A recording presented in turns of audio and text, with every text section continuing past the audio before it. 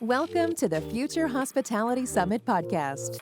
For more information, visit www.futurehospitalitysummit.com. Hello everyone, welcome to this Future Hospitality Summit podcast, the window into hospitality investment in the Middle East. I'm Matthew Weihs, the Managing Director of Bench, and today I'm with Tim Peck, Chairman of OBM International. Good morning, good afternoon to you, Tim. I know.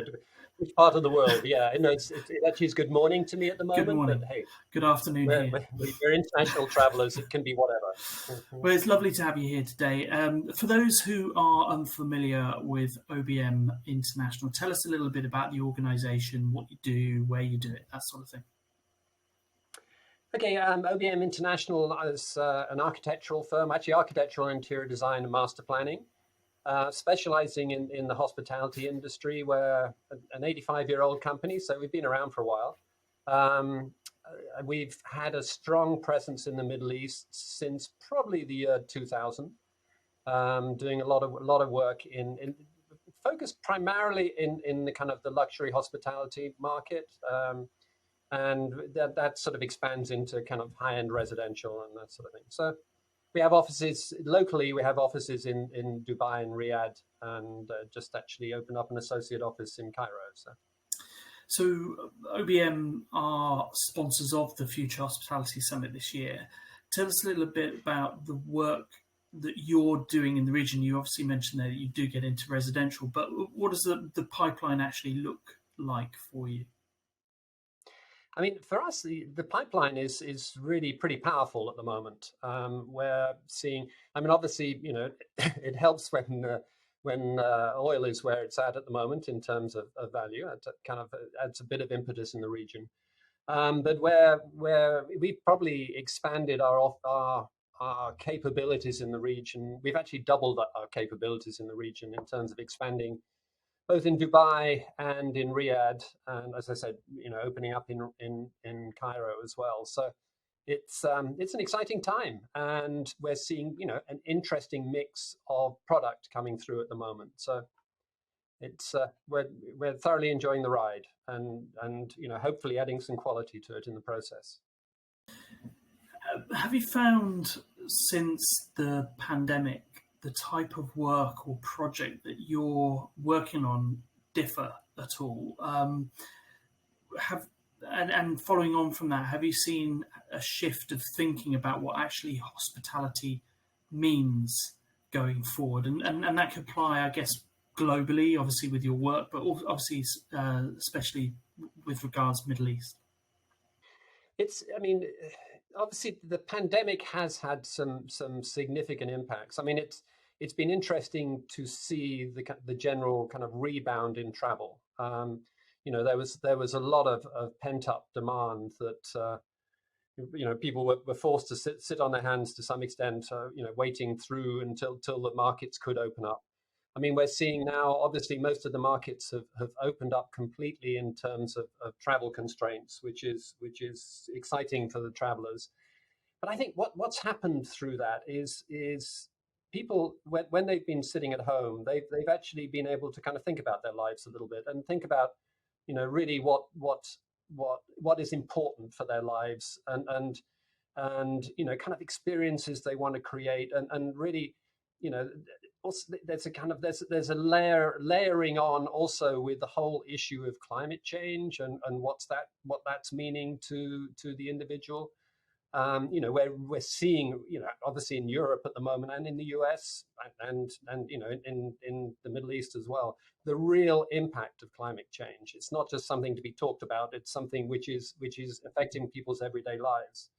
So they're sort of thinking about, okay, what are the key things they're looking for in travel, and what does that mean? So it's something, I think people are looking for travel to be, you know, I mean, obviously it's a bit of a cliche, but really much more experiential, something where they can feel they've been to a place, they've visited it, they've done something that's kind of really relevant and relevant in terms of their lives, but also in the lives of the people that they're actually visiting as well. It's all part of this kind of whole issue of kind of regenerative travel to some extent, but being taken in a slightly different way. So I think that's been part of it. And also the whole idea of this work from home has become a bit of an issue in terms of how we're designing properties now. So the kind of the residential component, whether it's branded residences or whatever, are becoming much more part of what the projects consist of. And when we're designing a hotel room, the hotel room has to allow for the fact that, that people may be staying there for a slightly different reason. It's not just sun and sand. It's, sun and sand and, hey, I've got to fit in a bit of work while I'm here.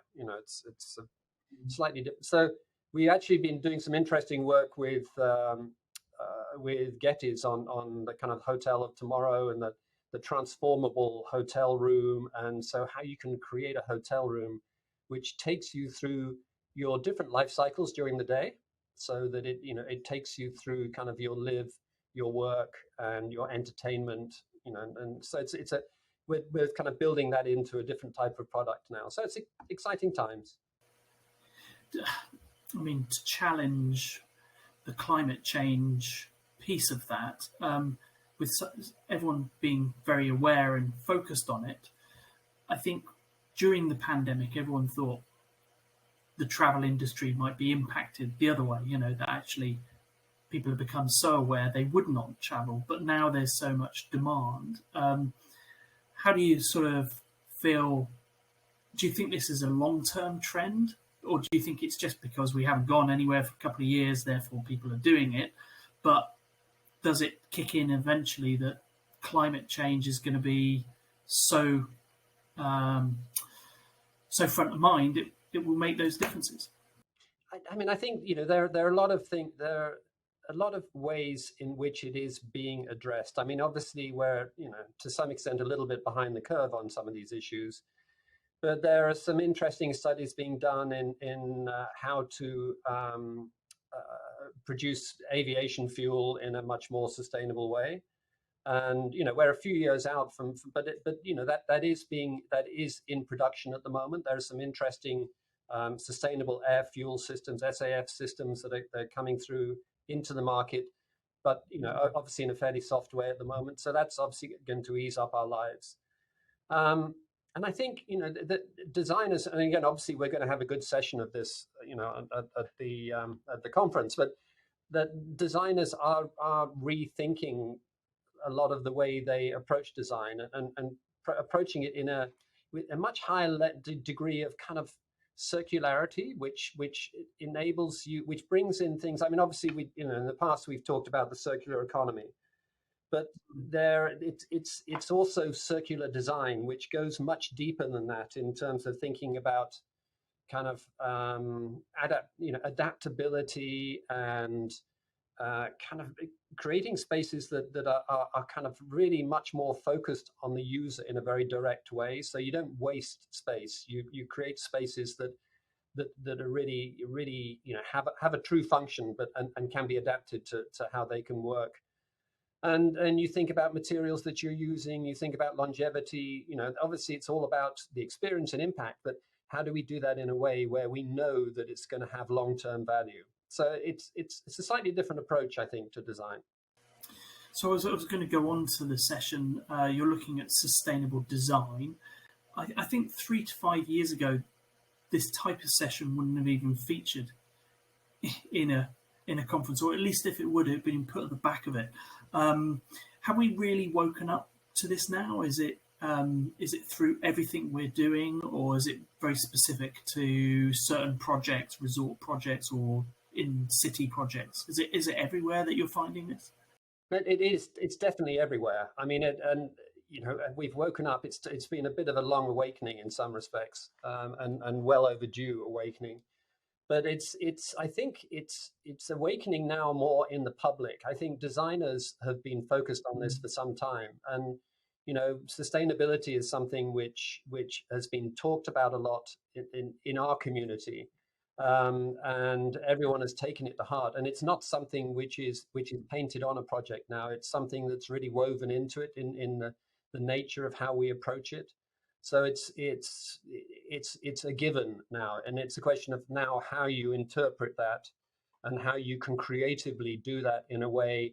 And it, you obviously most of the ways that you do it will be invisible, kind of subliminal to some extent to the guest experience, because we're really focused on the guest experience. But there are certain touch points that you may come out with that the guest will recognize, and then they will say, yeah, okay, this is something that has been done with a purpose. So then that helps their conscience as well in the process. Yeah, well, but I think that's really important. I think so. Give us some examples of how this manifests. You talk of obviously design, materials, and I suppose building use, the experience.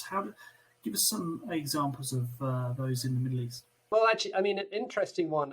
Last year at the conference, we presented ERA, which was this kind of the vertical resort concept at the conference, which was a bit of fun. It's been put together by our innovation lab, OBMI New. So we've now been working with CASE, the Center for Architecture, Science and Technology in New York, to work out how we can put some aspects of that into very practical use.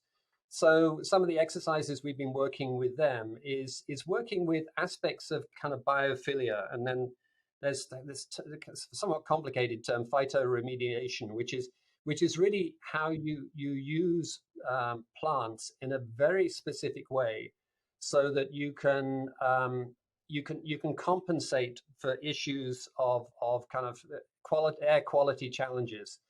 So what it enables you to do, especially, which is particularly relevant in situations like Dubai, where you're living in a very conditioned environment for 90% of the time. So then how do we get very specific plant types and plant life within the development in key locations where we know they can thrive? And again, it's a very specific study, but so that that how many plants you need to compensate for the carbon dioxide that's being produced by a particular guest. So you kind of it's a very interesting study that then reduces the amount of fresh air that you need to circulate into the system, because you're effectively balancing out a lot of the air quality within the system itself, which reduces the amount of air conditioning you need to put into the amount of energy that you need to cool the air to come into so that all sorts of very kind of interesting ways of approaching things in just a slightly different twist to it, but it's and all of it is improving the guest experience through the process. I dare ask this question because I think you probably just answered it there, in the sense that this year's theme for the Future Hospitality Summit is around leading the change. And I noticed on the OBM international website that you is your Imagineers and storytellers. And I love that phrase. So is there a story or is there an imagination that you have that you're working on that will lead that change for the industry? Well, there are a few things we're doing, and a lot of it is we are partnering with a lot of educational institutions to do things. I mean, we actually also have a what we call our OBM University, and then we're working with. We actually have set up a bunch of programs with universities to address hospitality design. And address hospitality design in balance with sustainability. And so we're kind of trying to bring that up at the grassroots level for the younger generation of designers. So it is, I think, that for us is very important through the process. But yeah, I think it's something that it's innate in the way we design. I mean, it's something that our roots originally were in the Caribbean, and where we really understood the impact of development on communities. I mean, you live and breathe it. It's a small community environment. So, and that works in ways of thinking about the kind of how the tourism dollar circulates, how the physical environment is impacted, how the community culture's impacted. So there are much broader aspects of the story that have to be built into sustainability. So it is a fascinating, and when we do through the design process, we spend a lot of time up front with creating that story, and that story becomes a living part of the project that becomes a touch point at every stage through the design process. And sustainability is a critical part of that story, and in whatever aspects it takes, whether it's cultural, whether it's environmental, or whether it's economic. I mean, all of them are a critical, that they give credibility to the whole story. Well, Tim, thank you so much for your views and your thoughts on this. I look forward to hearing more of them when we attend Future Hospitality Summit, and I look forward to meeting you in a few weeks. Yeah, we're very excited. I mean, obviously, Matt, we're keen supporters of the FHS, and it's so important to the hospitality community, and look forward to having some wonderful conversations with all our colleagues there. Thank you, Tim. Thank you, Matt. Thank you so much for tuning in to this episode of the Future Hospitality Summit Podcast. For more information, visit www.futurehospitalitysummit.com.